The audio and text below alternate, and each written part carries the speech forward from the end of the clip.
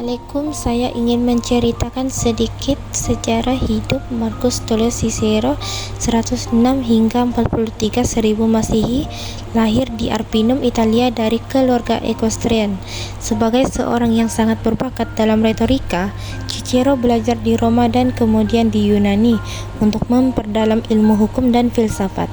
Karier politiknya dimulai sebagai pengacara berjaya yang kemudian menjadi quaestor, aedile, praetor, dan akhirnya konsul pada tahun 63 1000 Masehi. Sebagai konsul, Cicero berhasil mengungkap dan menumpas konspirasi Catilin yang berusaha menggulingkan Republik Romawi. Namun, sikapnya yang tegas dalam mempertahankan republik membuatnya banyak musuh, termasuk Julius Caesar dan Mark Antony.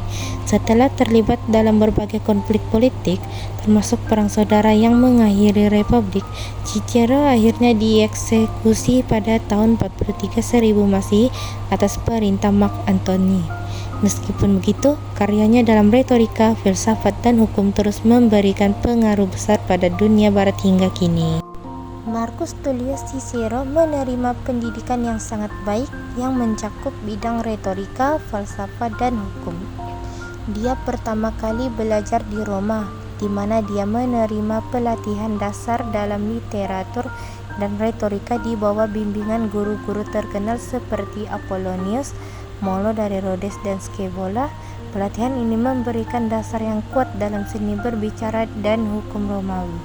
Cicero kemudian melanjutkan pendidikannya di Yunani, tempat yang dikenal sebagai pusat pembelajaran falsafah pada masa itu.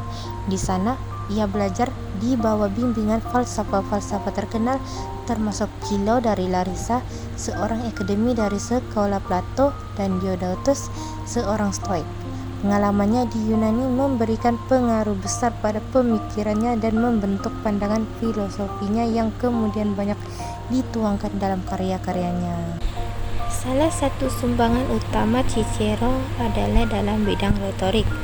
Dia dianggap sebagai salah seorang orator terhebat sepanjang zaman, dan penulisannya mengenai retorik seperti De Orator menjadi asas kajian mengenai oratori dan kemahiran berpidato. Cicero menekankan kepentingan ethos, yaitu karakter, pathos, yaitu emosi, dan logos, yaitu logik, dalam persuasi yang berkesan, idea yang masih mempengaruhi kajian retorik sehingga kini. Dalam bidang falsafah, Cicero memainkan peranan penting dalam memperkenalkan ide-ide falsafah Yunani kepada masyarakat Romawi.